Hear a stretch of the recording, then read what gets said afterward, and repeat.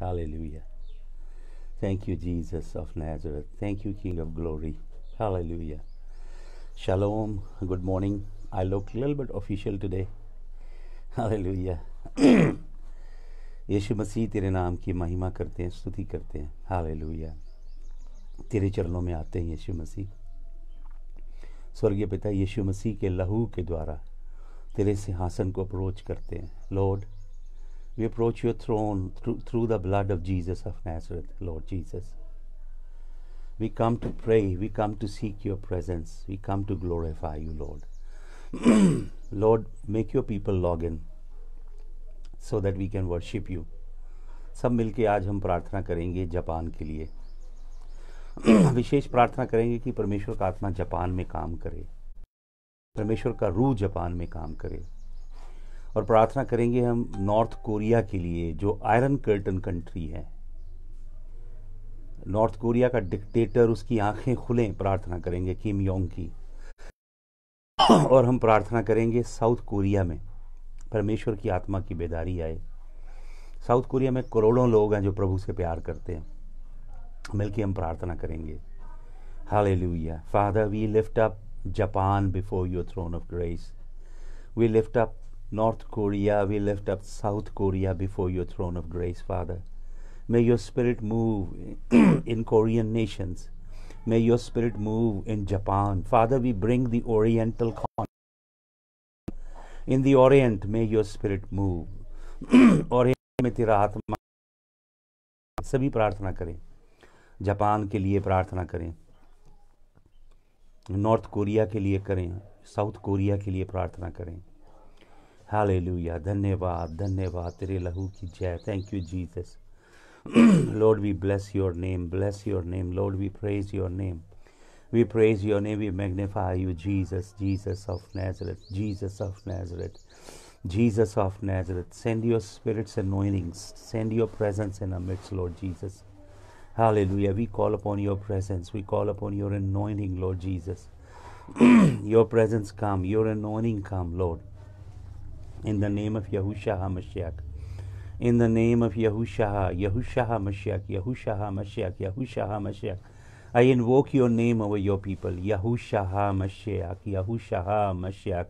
जो नाम जिब्राइल ने आके मरियम को बताया, वो हिब्रू भाषा में था नाम, और वो नाम है यहूशा HaMashiach। मेरे संग बोले, यहूशा HaMashiach, यहूशा HaMashiach, यहूशा HaMashiach। इस नाम में सामर्थ है। यहूशा HaMashiach, इस नाम में चंगाई है। ये नाम बंधन तोड़ता है। Hallelujah, hallelujah. इस नाम में स्वर्ग, पृथ्वी और पृथ्वी की निचली सतहों का सारा अधिकार है। मेरे संग संग बोले, इन्वोक करें, यहूशा HaMashiach, यहूशा HaMashiach, यहूशा HaMashiach, यहूशा HaMashiach, यहूशा HaMashiach, यहूशा HaMashiach, यहूशा HaMashiach, यहूशा HaMashiach, यहूशा HaMashiach, यहूशा HaMashiach, यहूशा HaMashiach, यहूशा HaMashiach। Declare your name, Lord. Invoke your name. Declare your name. Yahushua HaMashiach, Yahushua HaMashiach, Yahushua HaMashiach। बोले सब, ले ये नाम। Yahushua HaMashiach, Yahushua HaMashiach, Yahushua HaMashiach, Yahushua HaMashiach, Yahushua HaMashiach, Yahushua HaMashiach, Yahushua HaMashiach, Yahushua HaMashiach। Invoke that name, declare that glorious name, Yahushua HaMashiach, Yahushua HaMashiach, Yahushua HaMashiach, Yahushua HaMashiach, Yahushua HaMashiach. I invoke your name over your people. I declare your name in all the earth. Yahushua HaMashiach, Yahushua HaMashiach. I declare your name, King of glory. Declare your name, Jesus of Nazareth. I declare your name, declare your name. Yahushua HaMashiach, Yahushua HaMashiach, Yahushua HaMashiach, Yahushua HaMashiach. I release the frequency of your name. Father, all the radiation, the radioactive waves of 5G are causing around the world. Radium is causing havoc in human genomes. Father, we release the divine frequency of heaven to negate that, cancel the impact. Hallelujah. Yahushua HaMashiach. अपने ऊपर, अपने परिवार, अपने घराने के ऊपर इस नाम को खोलें, यहूशा HaMashiach. बोले मेरे संग, यहूशा HaMashiach, यहूशा HaMashiach, यहूशा HaMashiach, यहूशा HaMashiach, यहूशा HaMashiach.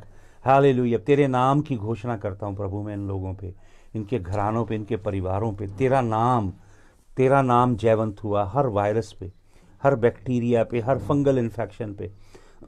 तेरा नाम जयवंत हुआ यीशु मसीह. तेरे नाम की हम महिमा करते हैं, तेरे नाम की स्तुति करते हैं, तेरे नाम की महिमा, तेरे नाम की स्तुति, तेरे नाम की महिमा, तेरे नाम की स्तुति, तेरे नाम की महिमा. प्रभु हम मिल के जापान को तेरे आगे उठाते हैं. जापान पे तेरी करुणा हो. May your hand be spread upon Japan. We father come before you interceding for the nation of Japan. May you pardon their iniquity, their arrogance and pride. And may you let the blood of Jesus move in that land. Japan belongs to Jesus. The souls of Japan are the reward of Jesus' suffering on the cross. May your hand move in Japan. Father, may the Iron Curtain be broken in North Korea. May the dictator of North Korea, may the eyes of that man be opened up in the mighty name of Jesus. Father, I pray for the persecuted brothers and sisters in Yahushua HaMashiach, in North Korean jails, and Father, the other way that they are ostracized. Father, multiple ways, Father, that they are vilified and they are not even considered citizens in North India. And pain and agony, the torture they go through. Brothers and sisters in North Korea, may there be the wind of liberty, wind of freedom in North Korea in the mighty name of Jesus. May the Iron Curtain come down through the blood of Jesus. प्रभु हम प्रार्थना करते हैं south Korea में तेरी आत्मा की सामर्थ उतरे, तेरे लहू का मसा साउथ कोरिया में काम करे, बहुत सारी आत्माएं बचाई जाएं. प्रभु कोरोना के विशेष इम्पैक्ट से तू लोगों को बचा खुदावन. प्रभु हम एक बार फिर अपने देश को तेरे आगे लाते हैं. हमारे देश पे करुणा कर, हमारे देश की कलीसियाओं को जगा, चर्चेस को जगा खुदावंद. वो तेरे चरणों में आए, वो अपने देश के लिए प्रार्थना करें, मध्यस्थ की प्रार्थना. प्रभु पवित्र आत्मा की अग्नि भेज. घमंड, बनावटीपन जो प्रभु कलीसियाओं में और पासवानों में है, दिखावा जो मुखौटा बाहर से पहना है, अडंबर, प्रभु वो इंडिया की कलीसिया और पासवानों से दूर कर. हलीमी का आत्मा दे, दीनता का आत्मा दे खुदावंद. हमारे भारतवर्ष में काम कर. हम तेरे नाम की महिमा करते हैं प्रभु, स्तुति करते हैं प्रभु. आज जब तेरे वचन पे मनन करते हैं, तेरा आत्मा हमारे से बोले और बातें करे. यीशु मसीह के जलाली नाम में इस प्रार्थना को हम मांगते हैं. Hallelujah, hallelujah. Thank you Jesus. हम प्रकाशित वाक्य में कंटिन्यू करेंगे, book of revelation, and we will be in chapter number 6. Then I will be going to chapter 4 and 5 later. chapter number 6 में हम एंटर करेंगे. Hallelujah. Chapter number 6. Hallelujah. Excuse me. इसका हम पहले वचन से पढ़ते हैं. अपनी बाइबल खोलिए. जब आप आते हैं अध्ययन के लिए सुबह और शाम, काइंडली मैं आपको रिक्वेस्ट करता हूँ अपनी बाइबल संग में रखें और बाइबल खोलें. प्रकाशित वाक्य 1 चैप्टर में, जैसे मैंने आपको बताया था, प्रकाशित वाक्य इतनी ब्यूटीफुल पुस्तक है और सबसे कम पासवान इसे सिखाते हैं. ये ऐसी पुस्तक है जो कहती है मुझे पढ़ और मेरे शब्दों को बोल तो मैं तुझे बरकत दूंगा. पढ़ने से और सुनने से ब्लेसिंग है इस पुस्तक के ऊपर. केवल एक ही पुस्तक है बाइबल में जो ऐसी बरकत का वायदा करती है. और पहला वचन बताता है ये यीशु मसीह के चेहरे का प्रकटीकरण है. ये डरावनी पुस्तक नहीं है भाई और बहनों, अलौकिक पुस्तक है. ये यीशु मसीह के चेहरे को रिवील करती है. और यीशु मसीह का जलाली चेहरा जब रिवील होता है, हम क्या देखते हैं प्रकाशित वाक्य में? हम देखते हैं इंटेंस स्पिरिचुअल वॉरफेयर. एक महान आध्यात्मिक युद्ध चल रहा है. हम देखते हैं परमेश्वर का क्रोध, प्रकोप, जजमेंट, न्याय। हम देखते हैं स्वर्ग के अंदर कोर्ट रूम लगते हुए, वहाँ से न्याय डिस्पेंस होता हुआ पृथ्वी के ऊपर। अलग अलग चीज़ें, मैंने आपको 7 कलीसियाओं की यात्रा हमने की, 7 कलीसियाओं के ऊपर परमेश्वर के गहरे वचनों को खोला। पिछले लगभग ऑलमोस्ट 14 से ज़्यादा वीडियो आपको मिलेंगे मेरी फेसबुक पे जो इसी के ऊपर, 7 कलीसियाओं के ऊपर हैं। हम देखते हैं कि 5वें अध्याय में, 4-5वें अध्याय में, कि स्वर्ग में एक प्रोक्लेमेशन होती है। स्वर्ग का परमेश्वर जिसका नाम यहोवा, वो सिंहासन पर बैठा दिखाई देता है। मैंने आपको बताया 3रे अध्याय में प्रकाशित वाक्य के आखिरी वचन तक कलीसिया पृथ्वी पे है। 3रे अध्याय के बाद 4थे अध्याय के पहले वचन में आता, तब स्वर्ग में एक द्वार खुला। आपको मालूम द्वार क्यों खुला? क्योंकि यीशु मसीह की जलाली दुल्हन उठा ली गई। 4थे अध्याय के बाद 19 अध्याय तक कलीसिया पृथ्वी पे नहीं है, कलीसिया स्वर्ग में है। फिर कलीसिया का जिक्र 19 अध्याय में मेमने के विवाह के भोज के समय हुआ है। हालेलुया। कलीसिया को राजा उठा के ले गया। 4थे अध्याय के बाद पृथ्वी के ऊपर परमेश्वर के क्रोध के साथ कटोरे उंडेले जाएंगे, 7 तुरियां फूकी जाएंगी, 7 मोहरें मेमना तोड़ेगा। तो यूहन्ना देखता है यहोवा परमेश्वर का सिंहासन, सिर्फ जलाल देखता है यूहन्ना। यहोवा पिता को किसी ने नहीं देखा। हालेलुया। केवल उसका इकलौता पुत्र यीशु मसीह जो उसकी गोद में है। यीशु मसीह ये बात कह रहा है निकुदेमस से, निकुदेमस को, जो इस्राएल का बुद्धिमान रब्बी है। यीशु मसीह उसे कह रहा है किसी ने परमेश्वर को नहीं देखा, उसका इकलौता पुत्र जो उसकी गोद में है। उस समय यीशु मसीह पृथ्वी पे बातें कर रहा है किसके साथ? निकुदेमस के साथ। लेकिन यीशु मसीह ये भी कह रहा है कि उसका इकलौता पुत्र जो उसकी गोद में है। जब यीशु मसीह पृथ्वी पे देह धारे है उस समय पिता की गोद में भी है यीशु मसीह, क्योंकि यीशु मसीह अनंत है। यीशु मसीह सीमित नहीं है। यीशु मसीह महदूद नहीं है। यीशु मसीह रचिता परमेश्वर है। हालेलुया। तो अभी ट्रांजिशन में है कलीसिया, अभी ट्रांजिशन में जीसस अंडरवर्ल्ड में है। तो जॉन ऊपर एक दर्शन देखता है कि एक प्रोक्लेमेशन होती है, एक स्क्रोल है, एक पुस्तक है, उसको अंदर से भी लिखा, बाहर से भी लिखा है, और 7 मोहरें लगी हैं उसको। तो प्रचार ये होता है कि कौन इसकी मोहरें तोड़ेगा। पृथ्वी के ऊपर, स्वर्ग में, पृथ्वी के नीचे कोई भी मोहरें तोड़ने के योग्य तो दूर, उस स्क्रोल को, उस पुस्तक को देखने के लायक भी नहीं था। हालेलुया। इस स्क्रोल पे फिर किसी समय बहुत गहरा शब्द वचन है जो मैं आपके साथ शेयर करूंगा। तो वचन में लिखा है यूहन्ना रोने लगता है। क्यों? आपको मालूम वो पुस्तक क्या है, स्क्रोल क्या है जो 7 मोहरें लगी अंदर बाहर से लिखा है? वो सृष्टि की मलकियत नामा है, ब्रह्मांड के छुटकारे का दस्तावेज है। इस सृष्टि को छुड़ाने के लिए जो काम यीशु मसीह ने किया, जब उसने क्रूस पे कहा समाप्त हुआ, यीशु मसीह ने मानव जाति के पाप, अधर्म, रोग, लानतें, बीमारियां, सृष्टि जो करहा रही है पाप के कारण, ये रोती है सृष्टि, पेड़ पौधे रोते हैं, पृथ्वी रोती है, समुद्रों के पानी रोते हैं, आकाश मंडल रोता है, पक्षी, पेड़ पौधे रोते हैं, पक्षी, जानवर, चौपाए, जलचर रोते हैं। पाप का डंक लगा सृष्टि को। सृष्टि की मलकियत है छुटकारे की वो पुस्तक। आपको मालूम, ये पुस्तक, संसार की सृष्टि की मलकियत यीशु मसीह को ऑफर करने की, देने की ऑफर किसने की थी? शैतान ने। यीशु मसीह को पूरी कायनात दिखाता है और यीशु मसीह को कहता है मेरे आगे झुक तो ये सब मैं तुझे दे दूंगा। तो यीशु मसीह कहते हैं दूर हो जा शैतान, क्योंकि तू अपने परमेश्वर यहोवा को छोड़ किसी के आगे घुटने मत टेकना। शैतान यीशु मसीह को अपने आगे झुका के ये मलकियत देनी चाहता था। यीशु मसीह आया था क्रूस पे महायज्ञ करके, युद्ध करके छीनने के लिए।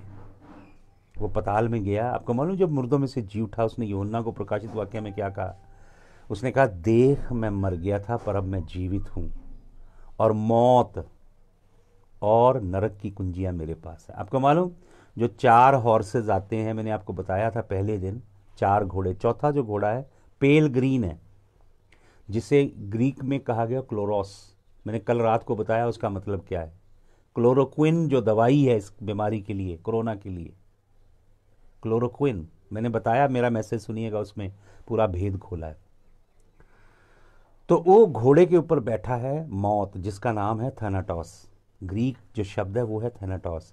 थैनाटोस यूनानी देवता है मौत का, जैसे हमारे देश में है यमराज, और उसके पीछे आ रहा है नरक पताल, वो भी एक देवता है यूनान का, उसका नाम है हेडीज। तो बाइबल में ये सारे पैंथियन है। अगर आप हिब्रू में, ग्रीक में अध्ययन करेंगे तब आपको मिलेंगे, लैटिन में देखेंगे फिर आपको मिलेंगे, ओरिजिनल भाषाओं में जाके। हालेलुया।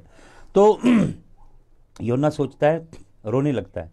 तब 24 बुजुर्गों में से एक आके कहता है, यहूदा के गोत्र का बब्बर शेर जयवंत हो गया है, उसने पताल को, मौत को, अधोलोक को हरा दिया है, और कुंजियां अब उसके पास हैं। हालेलुया। और वो आता है और राइट हैंड से, किसके? जो सिंहासन पे बैठा है, क्योंकि वो उसके राइट हैंड का, यहोवा के राइट हैंड की संतान है प्रभु यीशु मसीह। वो उससे वो स्क्रोल ले लेता है। आपको मालूम बाइबल के अंदर कितनी डीप बातें। 11 अध्याय, 6 अध्याय उत्पत्ति की पुस्तक में स्वर्गदूत आके स्त्रियों के संग संबंध बनाते हैं और ह्यूमन डीएनए में अपना डीएनए इंजेक्ट करते हैं और करप्ट कर देते हैं सारी मैनकाइंड को। जानवरों के साथ भी वो दुराचार करते हैं, आकाश के पंछियों के साथ भी करते हैं, जलचरों के साथ भी करते हैं, सृष्टि को भ्रष्ट करते हैं। तब यहोवा धर्मी बीज को, नूह को, उसकी संतान को बचा लेता है, सारी सृष्टि का विनाश करता है यहोवा। उसके वहां पे लिखा है, हिब्रू वर्ड है Nephilims. In those days they were Nephilims, as those watchers married women out of their union Nephilims were born। the Hebrew word is naphal, जिसका मतलब दैंत, गिरे हुए, स्वर्ग से गिरे हुए दूतों से पैदा हुए दैंत। और दूसरा शब्द वहां पे है गिबरीम।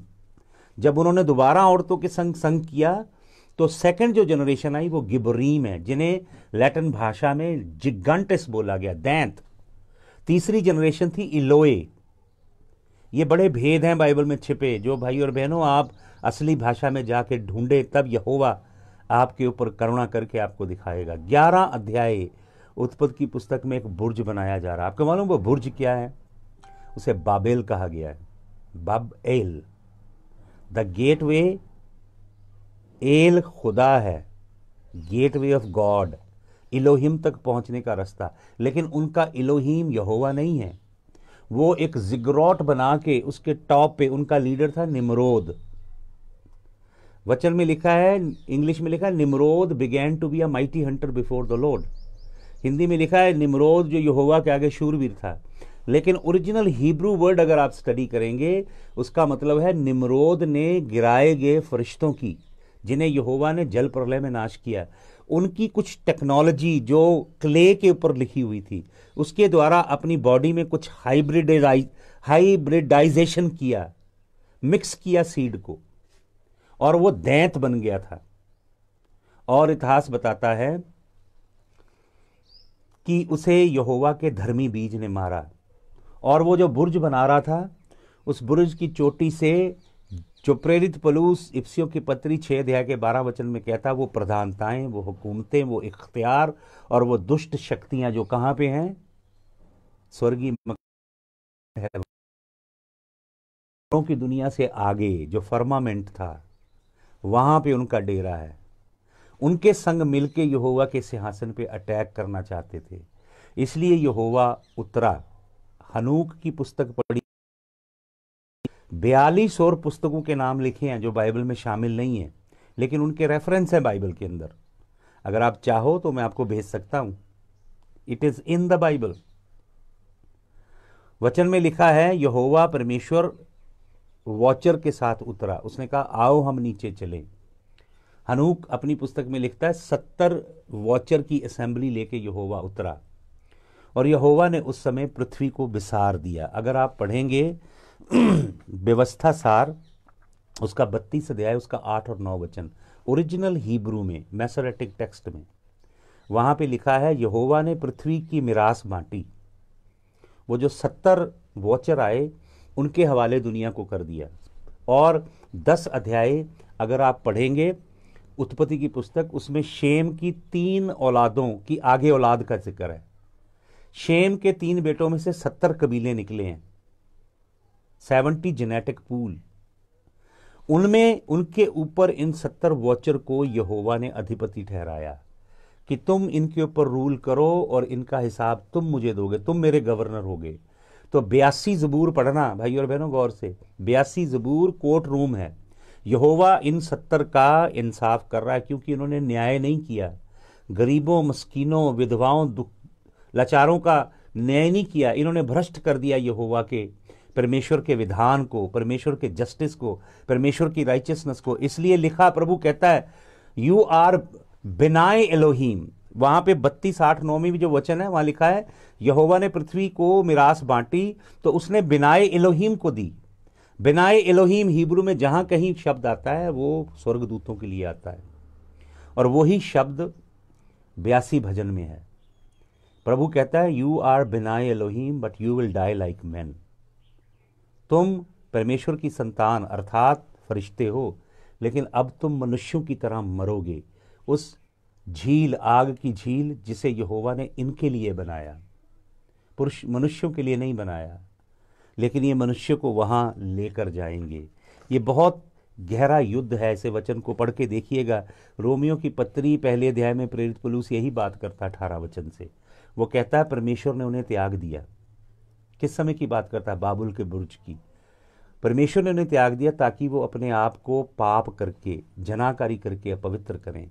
उन्होंने परमेश्वर को जाना तो सही, पर उसके अनुरूप उसकी महिमा और बड़ाई ना की।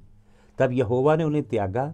वो अपने आप को पवित्र करें, वो अपने आप को बुद्धिमान समझ के मूर्ख बन गए। उन्होंने अविनाशी परमेश्वर की महिमा को नाशवान जानवरों, चौपायों, पंछियों और रेंगने वाले जानवरों की सूरत में बदल दिया। परमेश्वर ने परित्याग कर दिया 11 अध्याय में। और 12 अध्याय पढ़ते हैं उत्पत्ति की पुस्तक, उसमें एक बंदे को आवाज मारता है जो मेसोपोटामिया में रहता है और जो खुद मूर्ति पूजक है, जिसका नाम है अब्राम था, जिसका नाम, वो हमारा बाप है। और उसका पिता तारा मूर्तियों का बनाने का काम करता था। यहोवा उसे आवाज मारता है और यीशु मसीह उसे दर्शन देता है। प्रेरितों के काम 7 अध्याय का 2 वचन पढ़ लीजिएगा। वहां लिखा God of glory appeared unto him, और उसमें से परमेश्वर एक नया बीज निकालता है। परमेश्वर कहता है तेरे बीज में पृथ्वी की सब जातियां बरकत पाएंगी। नया बीज इसराइल। इसराइल के ऊपर कोई वॉचर राज नहीं करता। इसराइल के ऊपर अधिपति है, रक्षा करने वाला है Mikael Firishta. Hallelujah. God abandoned the nations at the Tower of Babel, and he surrendered them into the custody, into the chancellorship of the watchers that descended along with him. And Psalm 82, read Psalm 82 in the original Hebrew. That's the courtroom setting where God of heaven and the earth is passing out his judgment on those angelic hosts, those watchers, whom God 20 generic pools of Genesis chapter number 10, and they became corrupt and they perverted God's justice, and they turned God's righteousness into wickedness. So God is saying in Hebrew, the word is, you are Benai Elohim, but you shall die like men. That's the judgment of God that came upon. This whole world is under a pantheon. The rulers, those powers and authorities and spiritual wickedness in high places, that hierarchy of all different kind of different dimensions of demonic entities that is up there, that Paul is talking about in Ephesians, that wages war against God's people. Hallelujah. कुछ लोग English वाले हैं, इसलिए मुझे थोड़ा बीच में English बोलना पड़ता है, and mostly I speak in Hindi so that most of the people who know Hindi they understand. तो प्रभु का वचन बताता है कि एक बहुत बड़ी वॉरफेयर है। हालेलुया। बड़ा संग्राम है जिसे हम परमेश्वर के वचन की गहराई में जाकर ही समझ सकते हैं। हालेलुया। तो हम देखते हैं, जब हम प्रकाशित वाक्य उसके 6 अध्याय में आते हैं, प्रकाशित वाक्य 6 अध्याय में, इसके ऊपर सब्जेक्ट में मैं आपसे और बातें करता रहूँगा। कैसे वॉचर के अंडर दुनिया है और कैसे अलग अलग पैंथियन, अलग अलग देवी देव, आपको मालूम पूरी बाइबल में अलग अलग देवी देवताओं के नाम हैं। उनको ट्रांसलेट नहीं किया गया, इसलिए आपको समझ नहीं है उसकी। हिब्रू में, ग्रीक में देखें, उन सब के नाम लिखे हुए हैं। तो यहाँ पे लिखा, I watched as the lamb open the first of the 7 seals, then I heard one of the 4 creatures say in a voice like thunder, come. चार जो लिविंग क्रीचर हैं, ये यीशु मसीह के 4 चेहरे हैं। लिविंग क्रीचर के लिए ग्रीक वर्ड है zoe. These living creature are living the same life which Yahweh is living. Z-O-E, Zoe kind life, God kind life. And they are the 4 faces of the Lord Jesus Christ. Matthew, Mark, Luke and John describes those 4 faces of the Lord Jesus Christ. And one of them says, come. जब वो कहता I looked and there before me was a white horse. तब मैंने देखा कि मेरे सामने एक सफेद घोड़े पे सवार खड़ा है। उसके राइडर के हाथ में एक धनुष है। And he was given a crown, और उसको एक क्राउन दिया गया। And he rode out as a conqueror bent on to conquest. सफेद वस्त्र पहने हुए, यहां पे लिखा है एक वाइट हॉर्स है और उसके ऊपर एक राइडर बैठा हुआ, वाइट हॉर्स है। आपको मालूम वाइट के लिए जो वर्ड है यहां पे लुकना, जो ग्रीक वर्ड है जिसका मतलब है as bright as light. This horse is as bright as light. It's luminous horse. चमकदार ज्योतिमयी घोड़ा है जिसके ऊपर एक सवार बैठा हुआ है, और इसके हाथ में धनुष है लेकिन तीर नहीं है। मैं आज शाम को आपको बताऊंगा तीर कहां है, क्यों सिर्फ धनुष है इसके पास। और लिखा है and was given a crown, और उसको एक मुकुट दिया गया है। आपको मालूम ये क्राउन क्या है? क्राउन के लिए बाइबल में, असली क्राउन के लिए बाइबल में शब्द है diadem, diadema. The original Greek word for a literal crown is diadem, but here it is not diadem, it is stephanos. It means victor's crown, it's just a wreath. जो यूनान में जो Olympic जीतते थे उनको इधर पत्तों का एक हार लगाया जाता था, वो इसके सर के ऊपर रखा हुआ है। ये चमकदार घोड़े के ऊपर आ रहा है और ये जीत करने के लिए निकला हुआ, और ये जीतता है। हालेलुया। तो मालूम ये कौन है व्हाइट हॉर्स?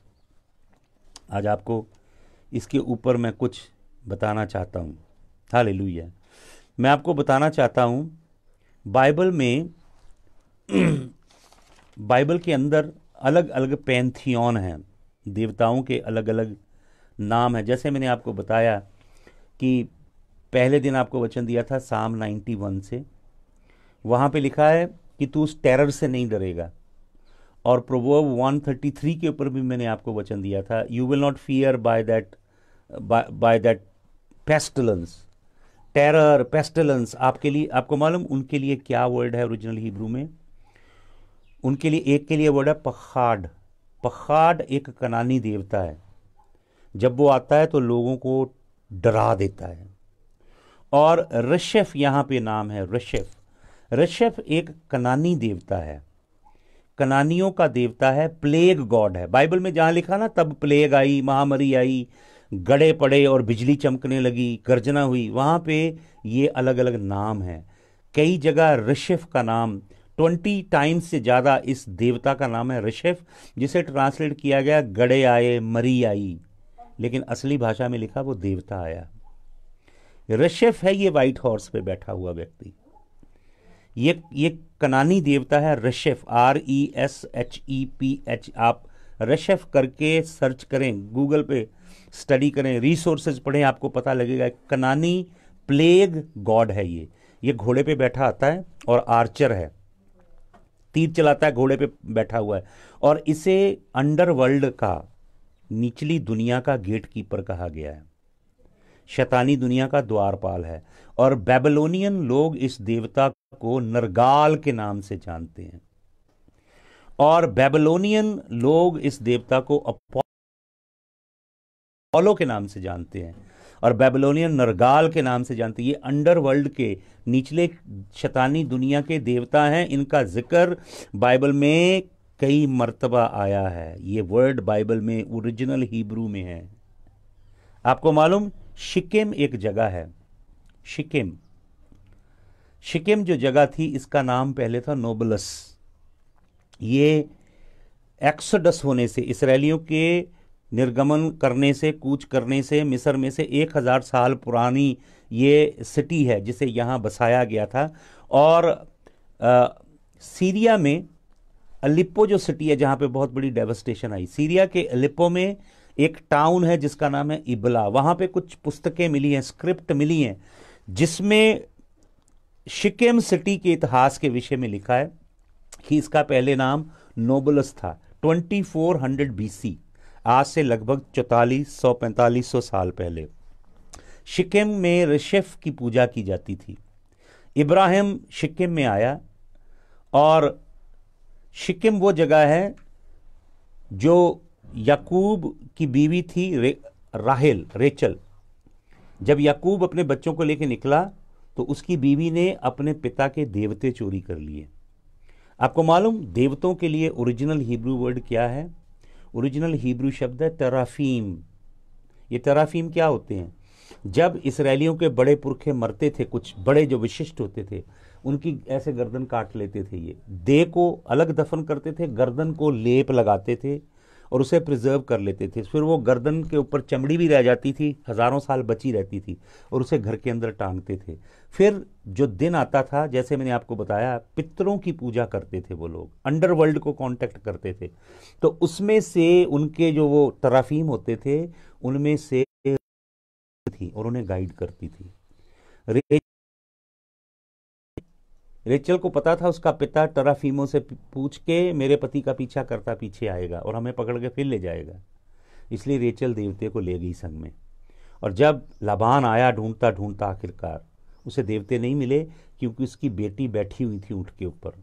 देवते ढांक उसने छिपा के रखे थे। और याकूब ने कहा वो मारा जाए जिसने ये काम किया हो। आपको मालूम, मुंह से निकले शब्द कितने शक्तिशाली होते हैं।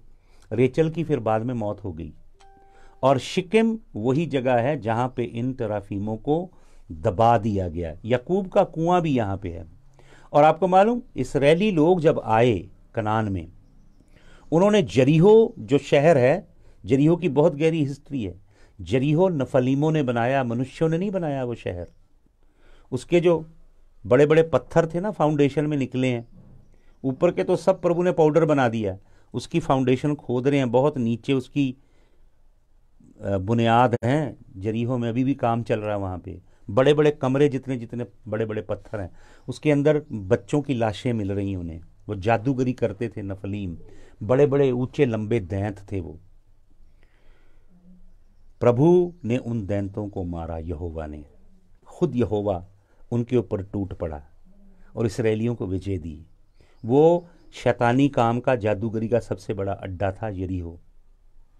फिर आए नगर, आए नगर, जिसमें अखान ने चांदी की एक चीज चुरा ली और इसराइलियों पे बवा आ गई। जब यहोशू के सामने कौन खड़ा था? जीसस क्राइस्ट खड़े थे। यीशु मसीह यहोवा की सेनाओं का सेनापति, और वो उनके चरणों में बिछ गया। बाद में पहले पूछता तो आप हमारी तरफ हो या हमारे शत्रुओं की तरफ, लेकिन फिर यहोवा के सेनापति यीशु मसीह के चरणों में बिछ गया और यीशु मसीह ने आई नगर पे विजय दी। फिर वो यहाँ पे पहुंचे शिकेम में, और क्या किया उन्होंने? शिकेम में यहोशुआ ने एक जगवेदी बनाई। आपको मालूम कहाँ जगवेदी बनाई? उसी पहाड़ पे जहाँ ऋषभ देवता की जगवेदी थी। लोग ऋषभ की पूजा करते थे, जो अंडरवर्ल्ड का देवता था, वॉचर था अंडरवर्ल्ड का। वहां पे उसने जगवेदी बनाई और उसने घोषणा की, उस देवता की जगह पे जाके घोषणा की। उसने कहा, मैं और मेरा घराना, हम तो यहोवा की ही उपासना करेंगे। हालेलुया। हम ऋषभ की नहीं, यहोवा की। ये ऋषभ वो देवता है जो प्लेग लेके आता है, बवाएं लेके आता है। आपको मालूम, अलग अलग नाम है हिब्रू में। पखाड भी देवता का नाम है, मखोश भी देवता का नाम है, और खिमोश भी देवता का नाम है, और ये ऋषभ भी देवता का नाम है। ये अलग अलग बवाएं लेके आते हैं। ये वाइट हॉर्स पे जो आ रहा है, ये मसीह के जैसा अपने आप को दिखाएगा, पर मसीह होगा नहीं, दुनिया को धोखा देगा और पूरे संसार को इकट्ठा करेगा। संसार में इतनी तकलीफ आ जाएगी, बीमारियां रुकेंगी नहीं डॉक्टरों से, साइंटिस्टों से, प्लेग, वबाएं, पैसा नहीं रहेगा लोगों के हाथ में, अकाल पड़ जाएगा, खाने के लिए भोजन नहीं होगा, अराजकता फैल जाएगी, लोग मारे मारे घूमेंगे। तब वो आएगा, ये चमकदार घोड़े वाला है, और रोमन कैथोलिक चर्च, वेटिकन उसे पेश करेगा। New world order, elite, globalist, free masonry, ये दुनिया को बनाने वाले, जो दुनिया को चला रहे हैं शैतानी लोग, जो दुनिया को खरीद रहे हैं, अब जो वैक्सीनेशन लेके आ रहे हैं कि लोगों को चिप डाली जाए, माइक्रो चिप, उसके अंदर वैक्सीनेशन होगी हर तरह के वायरस की। भाई और बहनों, ये काम चल रहा आपकी आंखों के आगे।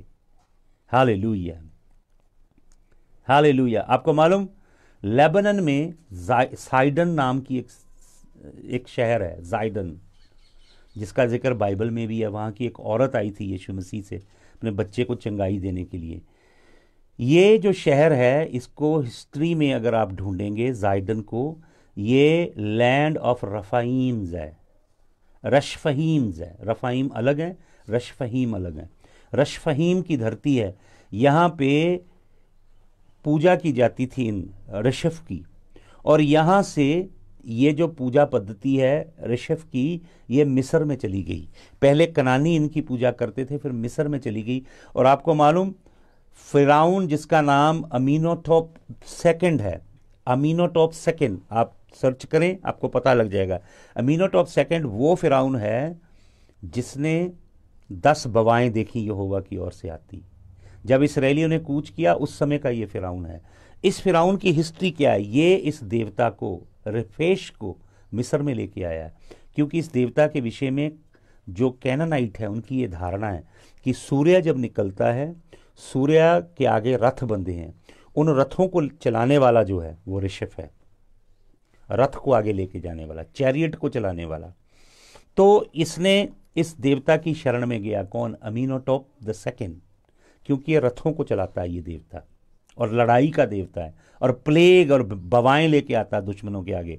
तो मिस्र के अंदर इस देवता को इंक्लूड किया, इसका पर्सनल प्रोटेक्शन का देवता था।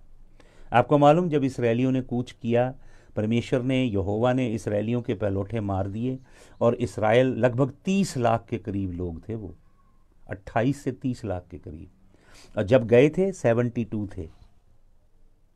प्रभु ने 400 सालों में दुखों, तकलीफों, दुराचार, अत्याचार, गुलामों का व्यवहार, सबके बावजूद उन्हें फलवंत किया, क्योंकि वो यहोवा की प्रजा है। हालेलुया। तो वचन में लिखा है, जब यहोवा ने इनका घमंड तोड़ दिया, पहलौठों को मारा, तो आधी रात को मिस्र से निकले, सोना चांदी हीरे मोती लूट के मिस्र के। इनके 400 साल की मेहनत प्रभु ने ऐसे दिला दी ने। इनके आगे ऊपर बादल, जलाल का बादल, वो रात को आग का खंबा बनता था, और एक चट्टान उड़ के इनके संग चलती थी, वो चट्टान थी प्रभु यीशु मसीह। और परमेश्वर का अभिषेक दास मूसा आगे आगे जा रहा, किसी के पास नक्शा नहीं था, मैप नहीं था, वो बादल लेके चलता था इन्हें। जहाँ बादल ठहरता था वहाँ ये तंबू गाड़ लेते थे, जब बादल चलता था ये चलने लगते थे। यहोवा अलौकिक रीति से इनके बीच में था। 30 लाख लोगों में से 40 साल एक के भी सर में दर्द नहीं हुआ, पेट में दर्द नहीं हुआ, दांत में कीड़ा नहीं लगा, शुगर नहीं हुई, डायबिटीज़ नहीं हुई, हार्ट डिजीज़ नहीं हुए, किडनी स्टोन नहीं हुए। They were all healthy and hearty. उनके कपड़े भी मैले नहीं हुए, उनके जूते टूटे नहीं। मिरेकल क्या था? जैसे उनके पाँव बढ़ते थे ना 40 साल में, वैसे उनके जूते भी बढ़ते जाते थे, अलौकिक रीति से। हालेलुया। यहोवा परमेश्वर उनके संग संग था। आपको मालूम, फिराउन का मन फिर बदल गया। 14 अध्याय पढ़िएगा निर्गमन की पुस्तक अपने घर में। जब इसराइली कूच किए, वो फिर वापस आ गया, और उसने 600 अपने चुने रथ लिए। उनकी हिस्ट्री ये है कि वो जो चुने रथ थे, उनके जो व्हील थे इतने बड़े बड़े थे, 8-8, 10-10 फुट रेडियस के व्हील थे। उन रथों के आगे कई घोड़े लगते थे। उनकी रकाब को एक बंदा अपने मुंह में डालता था, और वो तीर चलाने वाला होता था, और वो चलते चलते रथ पे तीर चलाता था, बंदे के आर पार निकल जाता था तीर। ऐसे जबरदस्त आर्चर थे, धनुर्धारी थे। और सबसे बड़े रथ के ऊपर बैठ के फिरौन निकला। और उसकी अगुवाई कौन कर रहा था? यही कर रहा था जो उत्पत्ति की पुस्तक 6 अध्याय के पहले वचन में सफ़ेद घोड़े पे बैठा आया है, ऋषभ। ये ऋषभ आगे आगे आ रहा था कि इसराइलियों को हम फिर पकड़ेंगे, फिर कुचलेंगे, फिर गुलाम बनाएंगे। लेकिन वचन में क्या लिखा है? यहोवा ने समुद्र को फाड़ा, अपनी प्रजा को हवा भेजी, और उस हवा ने समुद्र के नीचे, आपको मालूम, कई फुट, 15-15, 20-20 फुट कीचड़ होता है, उस सबको यहोवा ने सुखा दिया।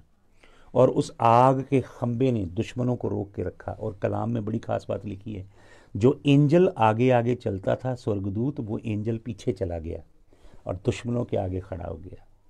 इस्राएली प्रजा ने समुंदर के बीच में से, प्रभु यहोवा ने समुंदर के पानी को ऐसे दीवार बना के खड़ा किया।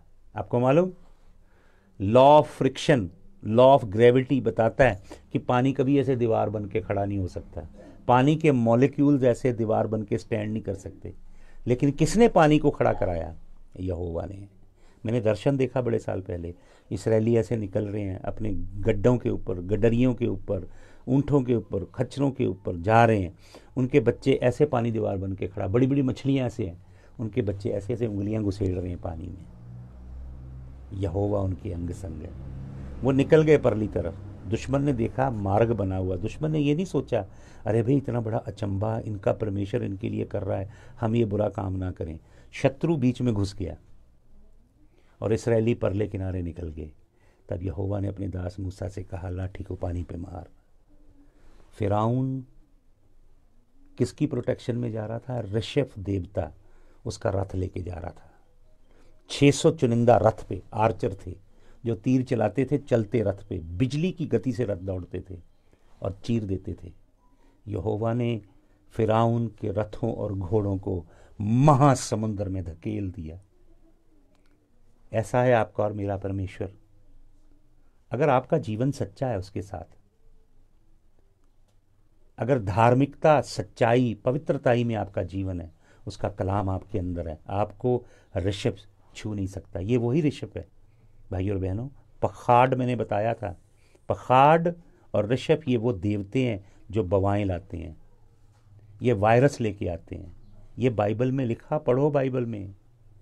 विज्ञान को नहीं मालूम ये क्या चीज़ है। ये बदरूएं हैं जो पृथ्वी पे आ रही हैं, क्योंकि स्वर्ग का परमेश्वर क्रोध में है। और पृथ्वी पे पादरी कोरोना को जूते मार रहे हैं कई, उनको नहीं बज रहा जूता। आप झूठे नबी साबित हो गए। प्रभु ने आपको कुछ नहीं बताया। ये जो झूठे नबी तुक्के मारते हैं ना, वचन आमोस 3:7 में लिखा है, प्रभु कहता मैं अपने सच्चे नबियों को बताए बगैर कुछ नहीं करता पृथ्वी पे। मैं 2017 से प्रचार करता आ रहा हूँ कि दंड आ रहा है, 2020 में दंड आ रहा है। झूठे नबी प्रचार करके कहते थे बरकतों का साल आ गया, शीशों का साल आ गया, बड़ी गाड़ियां, बड़े बंगले मिलेंगे, आपके ड्रीम पूरे होने का समय आ गया। ऐसे प्रचार करके भरमाते थे प्रभु की कलीसिया को। यहोवा कहता मैंने तो इनसे बात भी नहीं की, मैं तो इनसे बोला भी नहीं, ये अपनी मर्जी से बोलते हैं। बड़े बड़े फैंसी शब्द उठाते हैं जो गोरे पादरी या काले पादरी अफ्रीका के इस्तेमाल करते हैं ना, वही इस्तेमाल कर रहे हैं। पता कुछ नहीं है कि लिखा कलाम में क्या है। अरे भाई तू नबी अपने आप को कहलाता है, तेरे को एलिया मूसा के विषय में पता है, एलिया अलीशा के विषय में पता है, जशाया, जिर्मिया, एजिकियल, डैनियल, ओबदाया, जोना, मीका, नहूम, हबक्कुक, मलाकाई, सपना, जकराया, हग्गाय, मलाकाय, ओबदाया, आइजाया, इनके विषय में पता है कुछ? ये हमारे बाप दादे हैं नबी, जानता है इनको कौन है ये? इनकी लिखतों को समझ ले तो भी, तब भी तू नबी समझा जाएगा। प्रभु का सच्चा कलाम क्या बताता है? प्रभु का सच्चा कलाम बताता है यहोवा ने ऋषभ को समुद्र की तह में उतारा। कब यहोवा दया करेगा भाई और बहनों? जब आप तौबा करेंगे सच्ची, स्किन डीप, अंदर घुसने वाली तौबा, और अपना घमंड दूर करेंगे और प्रभु के चरणों में बिछेंगे। उसे कहेंगे मुझे अपना सच्चा ज्ञान दे, सच्ची बुद्धि दे, मुझे कुछ नहीं पता, मैं बनावटी चेहरा उतार के फेंकता हूँ प्रभु, दिखावा फेंकता हूँ। मुझे लोगों के आगे अपने आप को बड़ा नहीं बनाना, मुझे अपोस्टल जी, पापा जी, डैडी जी नहीं बनना, मुझे तेरा नौकर बनना प्रभु, मुझ पे दया कर। तब यहोवा ये बला हटाएगा। आपको मालूम, यहोवा कहता आमोस 3:7 में कि मैं अपने सच्चे नबी को बताए बगैर कुछ नहीं करूँगा, लेकिन उसने इन्हें बताया ही कुछ नहीं, क्योंकि यहोवा की कोई ऑब्लिगेशन नहीं है झूठे नबियों को सब कुछ बताना। वो सच्चे नबियों से वार्तालाप करता है। सच्चे प्रेरित सच्चे नबी खड़े करने जा रहा है, सच्ची कलीसिया, सच्चे सेवक जो सेवकाई को कमाई का साधन नहीं बनाएंगे। हालेलुया। ऐसा मूव आ रहा है पृथ्वी के ऊपर। भाई और बहनों, ये बवा ठहरने वाली है कुछ समय, इसलिए कि कलीसिया तौबा करे, कलीसिया पश्चाताप करे, राख में बैठे रूहानी आलम में और टाट ओढ़े यहोवा के आगे, ताकि यहोवा दया करे। हालेलुया। ऐसा करें भाई और बहनों, समझें वचन को, प्रभु के चरणों में आएं, प्रभु की प्रजा के लिए विलाप करें। मुझे प्रभु ने यिर्मयाह दिखाया कल रात, और वो विलाप कर रहा है। यरूशलेम तहस नहस हो गया, वो रो रहा है प्रभु की प्रजा के लिए। इज़िकियल कबार में जाके रोता है, उसे गुलामी में ले गया था नबूकदनेस्सर, वो खाना नहीं खा रहा है, उधर रोता है, क्यों प्रभु ऐसा हुआ? तो प्रभु उसे बताता है क्यों मैंने ऐसा किया। 8 अध्याय 6, 7, 8, 9, 10 इज़िकियल पढ़ें। यहोवा ने दिखाया उसको, क्या दिखाया? वो उधर था लेकिन आत्मा में, वचन में लिखा, बालों से पवित्र आत्मा ने पकड़ा और उससे, और प्रभु से आत्मा में कहता है पहले सुराख में से देख। वैसे सुराख में से देखता है, फिर प्रभु उसे अंदर लेके जाता है। वो देखता है घिनौने काम जो इसराइली करते थे हैकल के अंदर, गंदी मूर्तियां बनी हुई वहां पे, आदमी औरत गंदे काम कर रहे हैं, प्रभु की ओर पीठ करके सूरज की पूजा कर रहे हैं, तमूज के लिए स्यापा कर रही हैं औरतें। ये तमूज की पूजा है, बड़ा दिन जिसे आप बोलते, निमरोद, तमूज, सेमेरामिस की पूजा है, सूर्य देवता की पूजा का दिन है ये। समझते आप? यीशु मसीह फ्राइडे को क्रूस पे नहीं चढ़ा। 3 दिन 3 रात आप पूरे नहीं कर सकते ऐसे। ये सब रोमन कैथोलिक चर्च ने कलाम को तोड़ा और मरोड़ा है। परमेश्वर फिर से नींव को सही बुनियाद पे लेके आने वाला। Hallelujah, hallelujah. धन्यवाद हो प्रभु यीशु मसीह का। प्रभु यीशु मसीह के नाम की महिमा हो। हालेलुया। भाई और बहनों, बहुत कुछ है मेरे पास बातें करने के लिए। मैं छोटा छोटा समय में और आगे इसे करूँगा। शाम को 6 बजे फिर करूँगा इसके ऊपर बात, इसी घोड़े के ऊपर 6 बजे और बात करेंगे। 4 घोड़े हैं, प्रकाशित वाक्यों को खोलेंगे, पूरा समझेंगे प्रभु के कलाम में क्या लिखा है। मैं चाहता हूँ आप उपवास रखें, छोड़ें अपने आप को प्रभु के आगे। जब प्रभु का क्रोध आ रहा है ना पृथ्वी पे, मजे ना लें, प्रभु प्रसन्न नहीं होगा। टूटे हृदय से प्रभु के चरणों में आएं, वचन पढ़ें, मनन करें। हालेलुया। प्रभु आपको, आपके घराने को इस विशेष डीमन से, ये बदरू है जो उजाड़ रही है, इससे आपको बचाए। हालेलुया। प्रार्थना करें। Father, I speak your divine protection over your people. I release your angels, Father. May you remove pride and arrogance and every hidden sin, sins of presumption, may you remove from your people. May you send spirit of true repentance upon your people. May you give us wisdom. हमें बुद्धि दे प्रभु, हमें कुछ नहीं मालूम, स्वर्गीय बुद्धि दे। हम अपने आप में सियाने ना बन जाएं, शैतान हमें घमंड में ना डाले। प्रभु हमें बुद्धि दे और तेरे वचनों को खोल। हालेलुया। यीशु मसीह के जलाली नाम में आमीन। प्रभु यीशु आपको बहुत आशीष दे। शाम को 6 बजे फिर आते हैं जो मैं आपको बता सकता हूँ। नोटबुक लीजिएगा, पेन लीजिएगा, लिखिएगा। मैंने नोटबुकें भर देता हूँ, लिख लिख के सुनता हूँ, प्रभु से अध्ययन करता हूँ, खोजता हूँ, उसकी आत्मा में देखता हूँ, उसके चरणों में बैठता हूँ। और 3 दिन उपवास रखना है। अगर आप में से किसी को पवित्र आत्मा बोले, 72 आवर्स के लिए प्रभु के आगे विलाप करना है, यिर्मयाह जैसा विलाप। इज़िकियल को प्रभु ने दिखाया कि इस हैकल को मैंने इसलिए बर्बाद किया क्योंकि यहाँ पे पाप होता था अंदर, और मेरा जलाल इस हैकल से चला गया था। 4 दर्शन मिले उसको। जो जलाल था ना खुदा का, वो लहू के ऊपर होता था। करूब बने होते थे, मर्सी सीट पे लहू होता था, करुणा की बेदी पे, उस पर जलाल होता था। वो जलाल उठ के ऊपर चला गया, फिर जलाल छत के साथ लग गया हैकल की, फिर जलाल छत के ऊपर चला गया, फिर जलाल स्वर्ग उठा लिया गया, फिर हैकल में कुछ नहीं रहा। अगर यीशु मसीह चर्च में से चला गया ना, चर्च खाली है। इट्टों पत्थरों की चर्च नहीं होती। पादरी लोग बड़ी बड़ी मास्टर बिल्डिंग बनाने में लगे ताकि उनका नाम हो। हमने जलाली कलीसिया खड़ी करनी है जो आप और मैं हैं। हालेलुया। अब देख लीजिए, बिल्डिंग का कोई महत्व है क्या? अब कलीसिया नहीं है प्रभु की पृथ्वी पे है। कलीसिया का मतलब होता है एको कैलियोस। एक का मतलब बुलाना, कैलियो एक का मतलब बाहर, कैलियोस का मतलब बुलाना, चिल्ला के बुलाना। संसार से बाहर किए गए लोग हैं हम। हालेलुया। शाम को 6 बजे फिर हम इसी वाइट हॉर्स के ऊपर मनन करेंगे। प्रभु आप सबको आशीष दे।